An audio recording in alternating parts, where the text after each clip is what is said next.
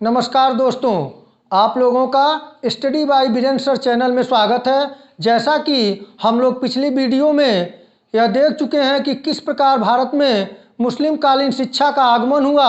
और उसके अर्थ, उद्देश्य और उसके कमियों के बारे में हमने विस्तार पूर्वक चर्चा किया। आज हम लोग देखेंगे, जैसा कि टॉपिक हम लोगों का है भारत में अंग्रेजी शिक्षा का आगमन एवं अंग्रेजी ईस्ट इंडिया कंपनी का 1813 ईस्वी का चार्टर और इस चार्टर के फलस्वरूप जो एक भारत में शिक्षा संबंधी प्राच्य पाश्चात्य विवाद उत्पन्न हो गया, उसके विषय में अब हम यह देखने का प्रयास करेंगे कि भारत में किस प्रकार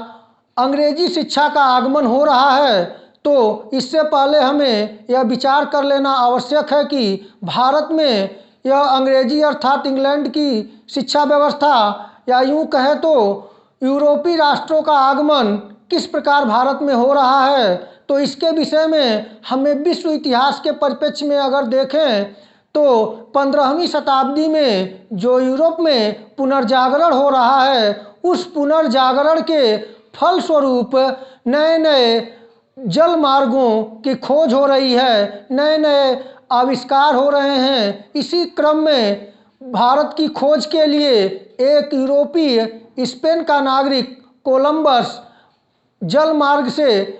निकलता है, लेकिन वह भारत न पहुंचकर एक नई दुनिया अमेरिका पहुंच जाता है। और इसके पश्चात इसी क्रम में पुर्तगाल का एक साहसी नाविक वास्को डी गामा भारत की खोज के लिए, जल मार्ग की खोज के लिए निकलता है और वह गुजरात के एक व्यापारी मानिक की सहायता से 1498 ईस्वी में भारत के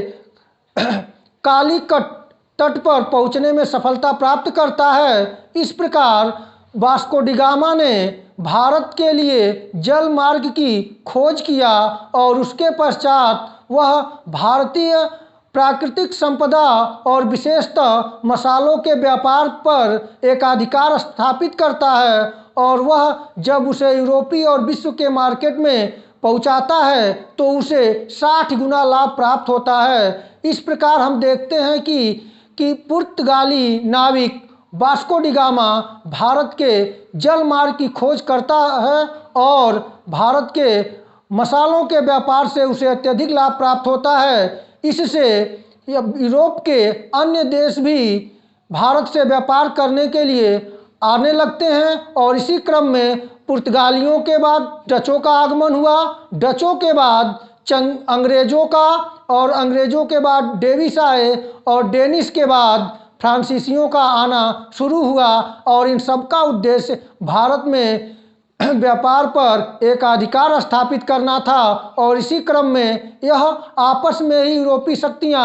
भारत के व्यापार पर एक अधिकार स्थापित करने के लिए संघर्ष करने लगे और इन संघर्ष में लास्ट में इंग्लैंड की विजय होती है। और विजय के पश्चात अब हम देखें कि जब यह विजय होता है, कोई भी राष्ट्र किसी भी राष्ट्र में अगर एक अधिकार स्थापित करता है तो वहाँ अपनी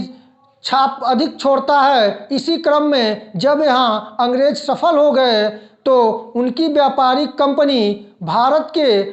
शासकों की आपसी वैमनस्य और स्वार्थपरता के कारण व्यापारिक संस्था ने यहाँ पर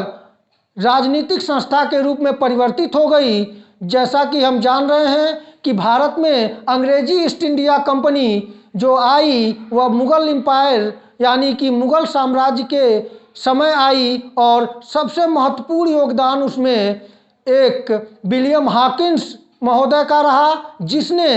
यहाँ पर मुगल दरबार जहांगीर के शासनकाल में आए और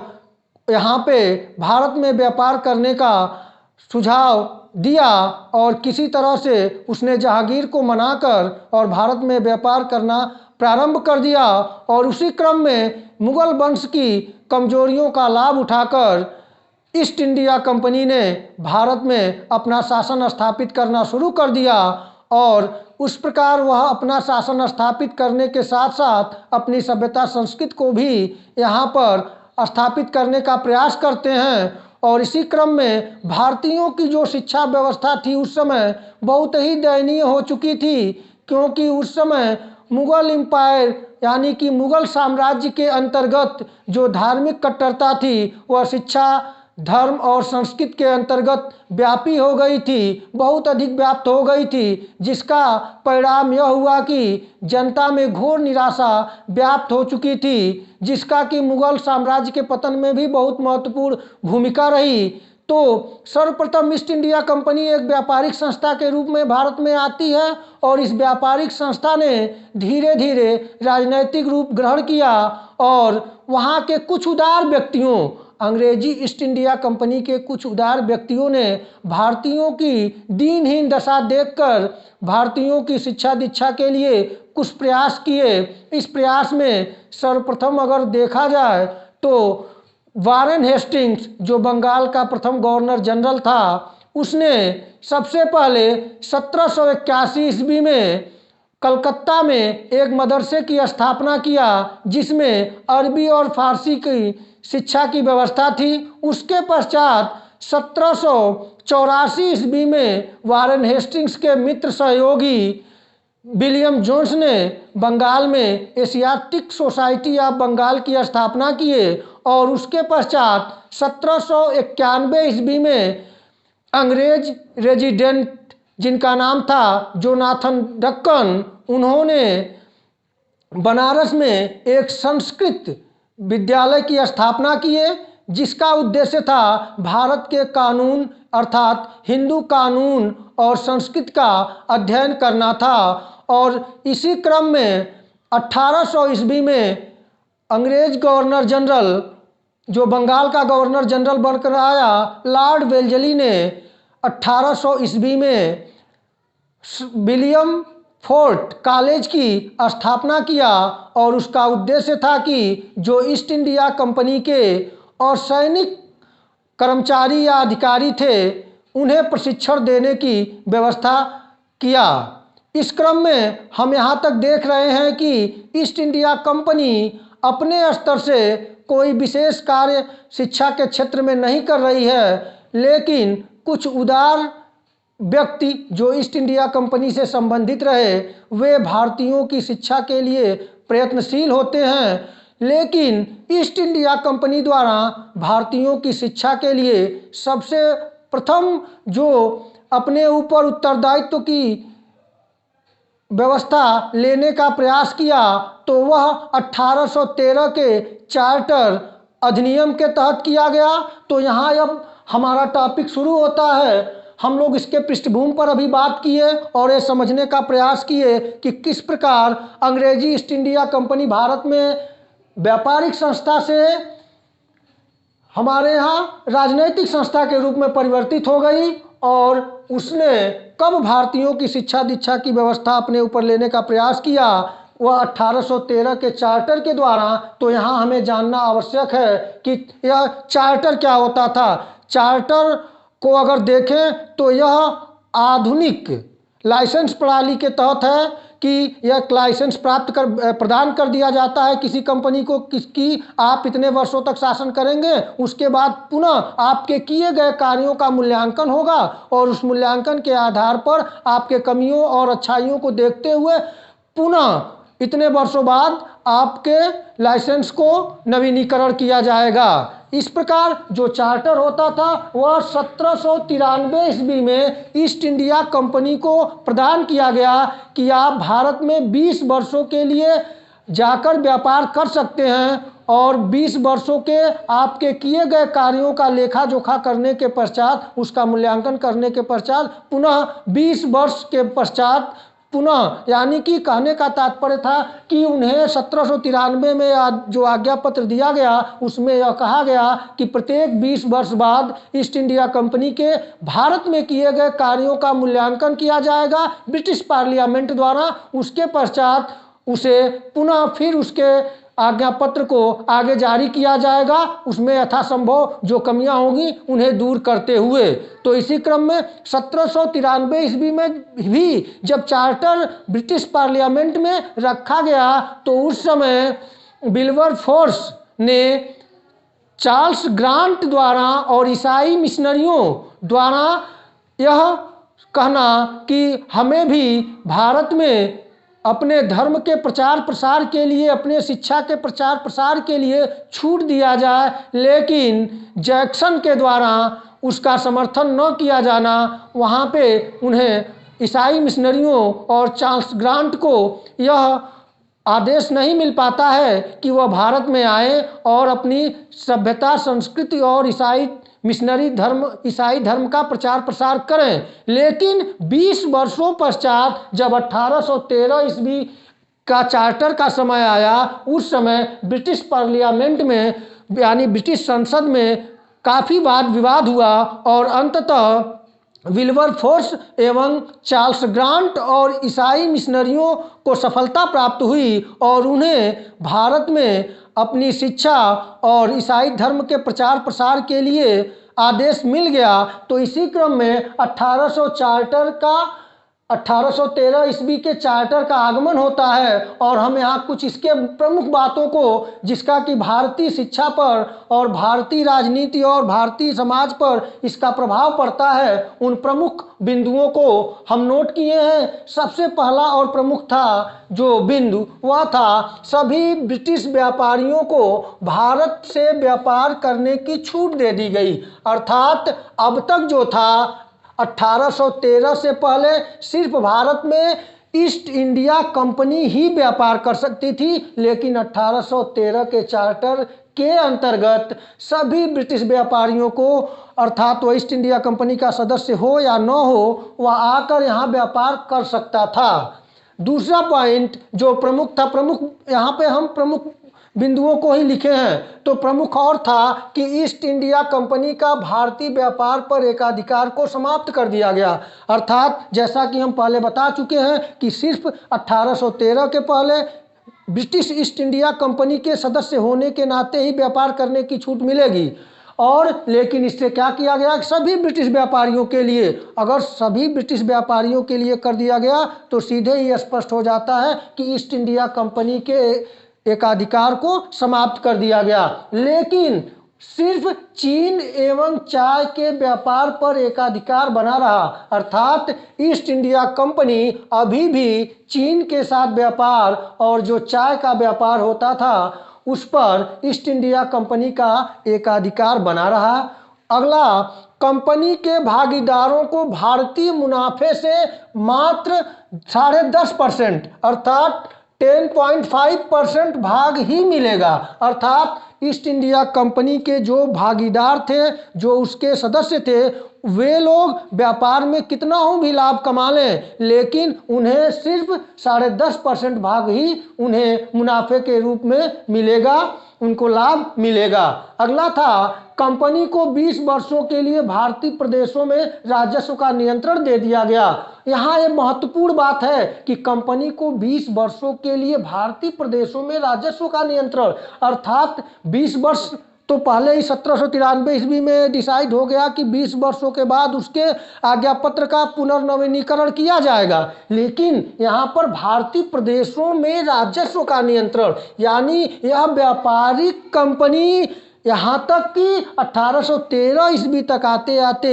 एक राजनीतिक कंपनी के राजनीतिक संस्था के रूप में स्थापित हो गई। तभी तो वह भारतीय प्रदेशों में राजस्व का नियंत्रण उसको दिया गया, यानी कि वह भारत के जनता के द्वारा भारत में जो कृषि कार्य होता था उससे जो राजस्व, यानी कि जो उससे भूमि से राजस्व मिलेगा उसको वसूल करने का अधिकार मिल चुका है। अर्थात यह संस्था व्यापारिक से राजनीतिक के रूप में परिवर्तित कर चुकी थी, अर्थात कि वह भारत में अब शासन सत्ता अपने हाथ में लेने के स्तर तक पहुंच चुकी है। अगला, ईसाई धर्म प्रचारकों को आज्ञा पत्र प्राप्त करके भारत में प्रचार प्रसार की छूट दे दी गई। अर्थात जैसा कि हम बताए ही हैं कि चार्ल्स ग्रांट और ईसाई मिशनरी 1793 ईस्वी से प्रयासरत थे, तो उन्हें 1813 के ईस्वी से यह हो गया कि वह ब्रिटिश पार्लियामेंट से आज्ञा प्राप्त करके भारत में अपने ईसाई धर्म के प्रचार प्रसार और शिक्षा के लिए प्रयास कर सकते हैं, अपना प्रचार प्रसार जारी कर सकते हैं। उसके पश्चात कलकत्ता में एक चर्च, एक बिशप तथा 3 पादरियों की नियुक्ति का अधिकार भी दे दिया गया। अर्थात अब कलकत्ता में वे एक चर्च स्थापित कर सकते थे, उसमें एक बिशप की नियुक्ति कर सकते थे और 3 पादरियों की नियुक्ति कर सकते थे, और इनके देख रेख और इनके खाने पीने, इनके रहन सहन, सब कुछ व्यवस्था ईस्ट इंडिया कंपनी को देखना था। अगला था कंपनी की आय से भारतीयों की शिक्षा पर प्रतिवर्ष 1 लाख रुपए की व्यवस्था। अर्थात ईस्ट इंडिया कंपनी की आय से, यानी कि यह जो धारा थी, यही धारा हमारे टॉपिक का केंद्र बिंदु है कि जो 1813 ईस्वी के यह कंपनी के जो आज्ञा पत्र विस्तृत लेख मिला था, उसकी ये जो थी वह 43वीं धारा थी। वह 43वीं धारा थी, यही वह धारा थी जिससे कि भारत में समस्या उत्पन्न हुई, प्राच्य पाश्चात्य विवाद हुआ। इस धारा में कहा गया कि कंपनी अपनी आय से भारतीयों की शिक्षा पर प्रतिवर्ष 1 लाख रुपए की व्यवस्था करेगी। अर्थात इस आज्ञा पत्र की सबसे महत्वपूर्ण शिक्षा संबंधित उल्लेख उसकी धारा 43वीं यही थी कि उसमें कहा गया कि ईस्ट इंडिया कंपनी अपनी आय का 1 लाख रुपए प्रतिवर्ष भारतीयों की शिक्षा की व्यवस्था के लिए खर्च करेगी। और आगे कहा गया भारतीय साहित्य एवं विज्ञान आधारित शिक्षा को बढ़ावा देने का आदेश दे दिया गया। अर्थात यह दोनों जो बातें हैं यही हमारे शिक्षा व्यवस्था से संबंधित है कि कंपनी की आय जो होगी उसमें से 1 लाख रुपए भारतीयों की शिक्षा दीक्षा के लिए किया जाएगा और भारतीयों को साहित्य एवं विज्ञान आधारित शिक्षा को बढ़ाया जाएगा। अर्थात भारतीयों को साहित्य एवं विज्ञान की शिक्षा दी जाएगी। लेकिन यहाँ सबसे बड़ी समस्या यह उत्पन्न हुई जिसके वजह से विवाद हुआ प्राच्य पाश्चात, वह यह कि इसमें कहीं यह जिक्र नहीं किया गया कि जो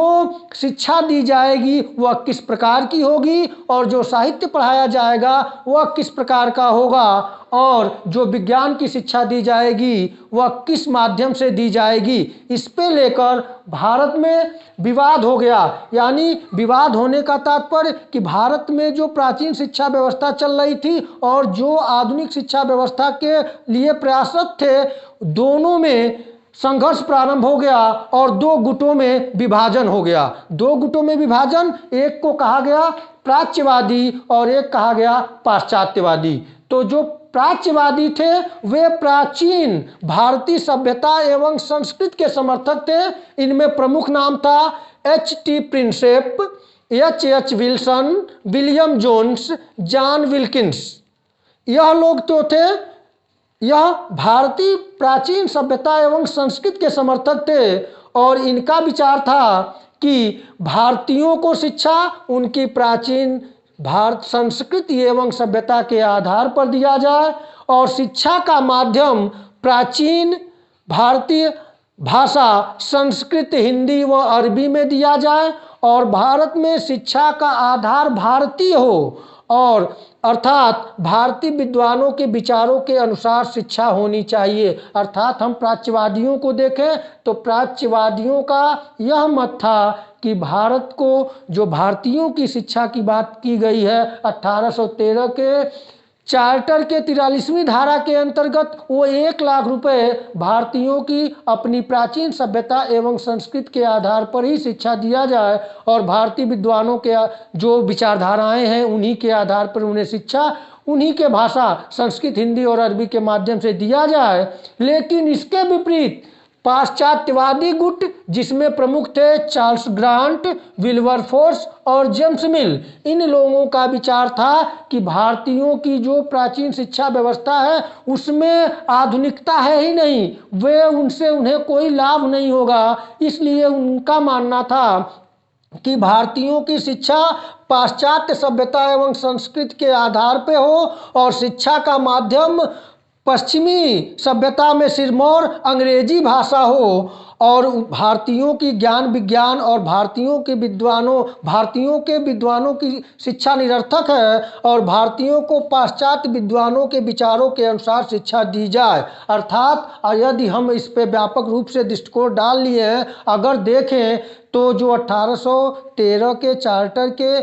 43वीं धारा के अंतर्गत 1 लाख रुपए भारतीयों की शिक्षा के लिए व्यवस्था की गई थी, उसमें यह स्पष्ट नहीं किया जाना कि वह उस शिक्षा किस प्रकार होगी, उसका माध्यम क्या होगा। इसी से जो विवाद उत्पन्न हुआ, उसी विवाद को हम प्राच्य पाश्चात्य विवाद के नाम से जानते हैं। और जो यह प्राच्य है वह प्राचीन भारतीय सभ्यता संस्कृति के अनुसार शिक्षा देने की बात समर्थन करने वाले लोग हैं, और पाश्चात्यवादी वे हैं जो कि भारतीयों की शिक्षा दीक्षा के लिए पश्चिमी ज्ञान विज्ञान को समर्थन करते हैं। इस प्रकार हम देखते हैं कि भारत में अंग्रेजी शिक्षा का आगमन होता है और 1813 के चार्टर एक्ट के तहत, चार्टर अधिनियम के तहत किस तरह से भारत में ईस्ट इंडिया कंपनी के व्यापार को सीमित करते हुए लेकिन उसके राजनीतिक उद्देश्यों को बढ़ाया गया और भारतीयों की शिक्षा की भी बात कही गई, जिसको लेकर ये प्राच्य पाश्चात्य विवाद हो गया। इस पे शिक्षा से संबंधित छात्रों से क्वेश्चन इस पे आता है, जैसे BEd, DElEd, BTC, MEd, BEd, इस आधार पे प्रश्न आते हैं। तो आप इसे समझ गए होंगे, जहाँ तक कि इसे बहुत ही महत्वपूर्ण चीज़ें हैं जो कि आपको जानना चाहिए। अब आपसे यह आग्रह है कि वीडियो को लाइक, शेयर और सब्सक्राइब करें। धन्यवाद।